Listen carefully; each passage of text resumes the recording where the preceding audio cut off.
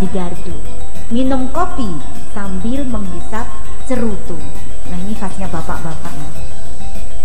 Dengan program Desa Berdaya Kampung Madu, Desa Kemelagi semangat terus maju. Telah hadir di antara kita narasumber yaitu Bapak Muhammad Yani Hutamada. Beliau adalah analis kebijakan ahli media pada Direktorat Fasilitasi Pengembangan Kapasitas Aparatur Desa. Beliau akan menyampaikan materi tentang pengembangan kapasitas aparatur desa, peluang dan tantangan. Kepada Bapak Muhammad Yani Hutamada, disilahkan. Terima kasih Ibu Iva selaku moderator pada webinar kita pada hari ini, webinar Sapa Desa yang ke-25 ya. Ketika kita akan menyelenggarakan webinar ini, ada satu hal yang menjadi tema yang ingin saya angkat adalah terkait pengembangan kapasitas aparatur desa, peluang dan tantangan.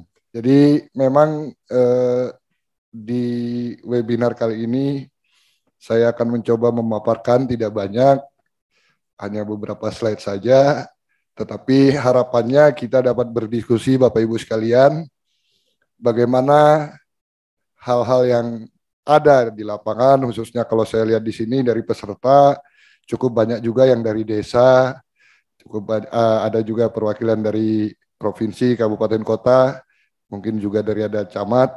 Nah, judul ini kami pilih karena memang kedepannya terkait kapasitas aparatur desa ini masih sangat sekali banyak peluang yang dapat kita ambil dan tantangannya juga sangat besar. Lanjut saja, saya mulai paparan saya, nanti kita lebih banyak berdiskusi juga. Jadi kami di Direktorat Fasilitasi Pengembangan Kapasitas Aparatur Desa melalui para pimpinan di Direktorat Jenderal Bina Pemerintahan Desa sudah mencoba menentukan arah kebijakan terkait peningkatan kapasitas aparatur desa. Jadi terwujudnya peningkatan kapasitas aparatur desa melalui pendidikan dan pelatihan dengan kolaborasi antar pemangku kepentingan yang kondusif dalam penyelenggaraan pendidikan dan pelatihan bagi aparatur desa yang juga dilaksanakan secara terencana, terarah, terukur, terstandar, dan berkelanjutan di seluruh desa wilayah NKRI. Saat ini sudah ada 74.962 desa, jadi memang sangat banyak. Kita juga masih harus menyadari bahwa kita dalam melaksanakan atau menyelenggarakan pemerintahan di desa, masih banyak hal yang kita butuh elaborasi lagi, terutama terkait pendidikan dan pelatihan ini. Lanjut. Ya, sasaran terlaksananya pengembangan kapasitas aparatur desa secara kolaboratif, integratif, dan sinergis dalam pelaksanaan diklat aparatur desa secara terpadu pada setiap periode perencanaan antara pemerintah dan pemerintah daerah, pemangku kepentingan lainnya dalam pengelolaan pendidikan dan pelatihan yang sesuai, terstandar, terakreditasi, tersertifikasi yang diselenggarakan secara nasional. Harapannya adalah menghasilkan tata kelola pemerintahan desa yang baik dan peningkatan kinerja pemerintahan desa. Lanjut.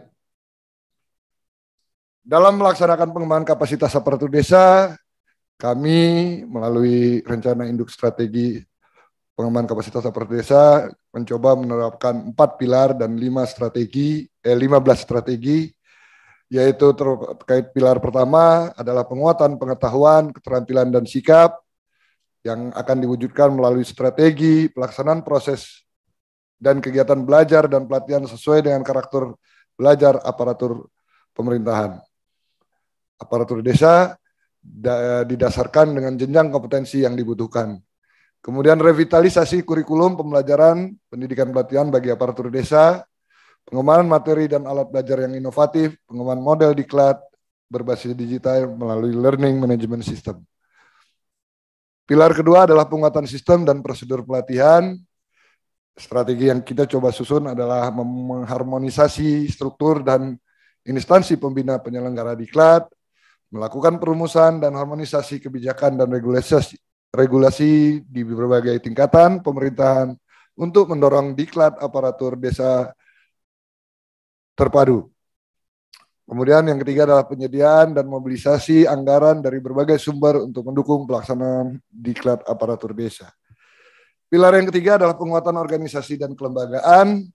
Strategi yang kita coba terapkan adalah penguatan lembaga pengampu dan stakeholder pelaksana pendidikan pelatihan aparatur desa. Yang kedua adalah penerapan regulasi terkait dengan standar dan mutu pelatihan aparatur desa, pengembangan sistem penilaian kinerja bagi aparatur desa. Yang keempat adalah penguatan sistem informasi dan koordinasi.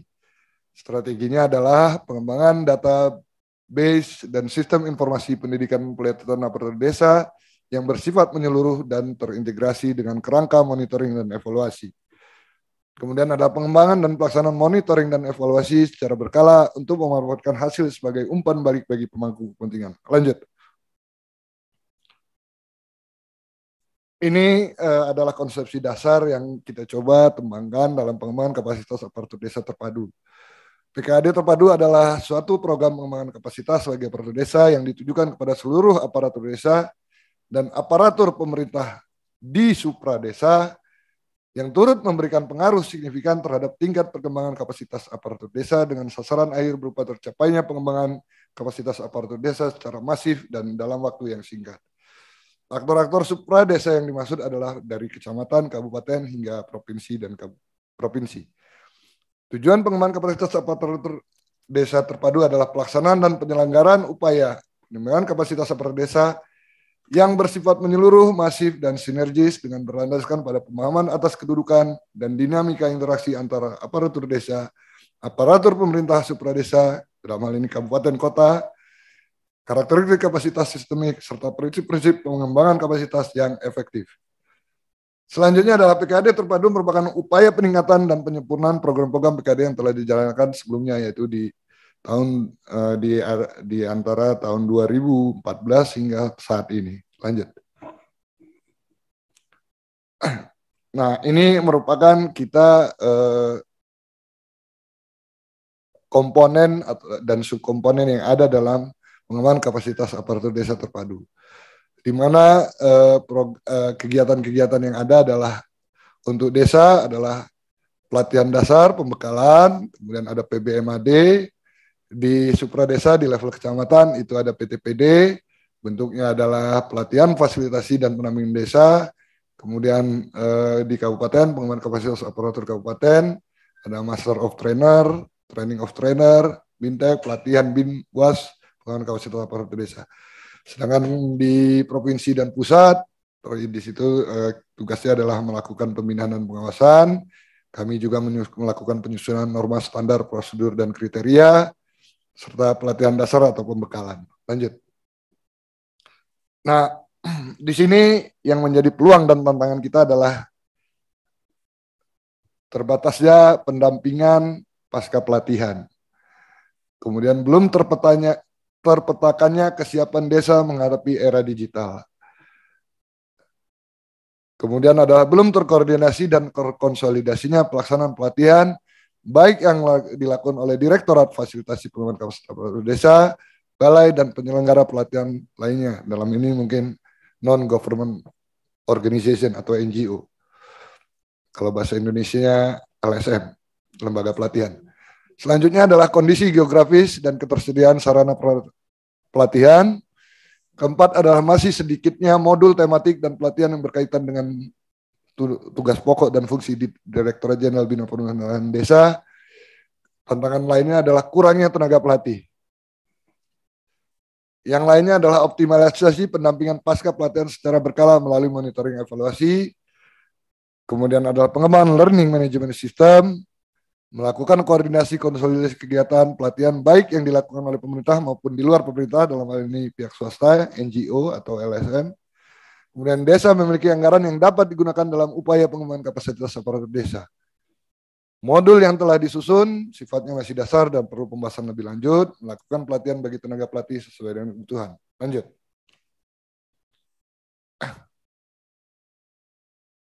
ini terkait monitoring dan evaluasi pengembangan kapasitas aparatur desa.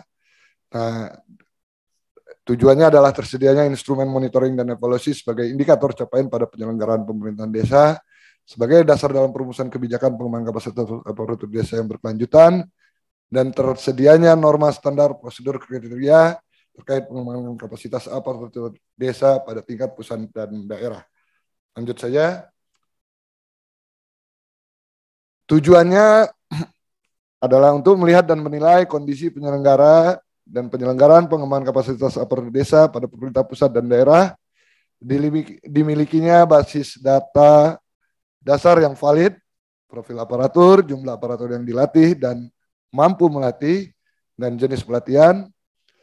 Kemudian kita juga untuk melihat hambatan selama penyelenggaraan pengembangan kapasitas aparatur desa, termasuk memberi saran dan masukan. Lanjut.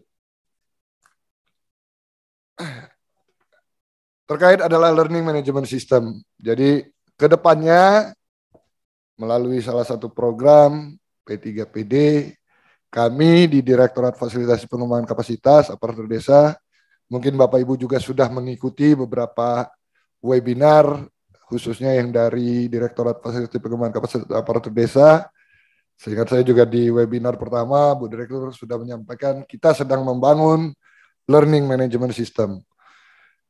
Tujuannya apa? Untuk mendukung tugas dan fungsi Direktorat Fasilitasi Pengembangan Kapasitas Aparatur Desa dalam peningkatan kapasitas aparatur desa secara optimal. Kemudian mempermudah pengelolaan data master, baik materi, peserta, pelatih, dan lembaga penyelenggara pelatihan. Yang ketiga adalah mempermudah pelaksanaan pembelajaran, penjadwalan, dan pengaturan kebutuhan pelatihan. Lanjut, setelah saya selesai, oke. Jadi Bapak Ibu sekalian, itu sedikit saja paparan saya. Akhir kata, wabillahi taufik wal hidayah. Wassalamualaikum warahmatullahi wabarakatuh.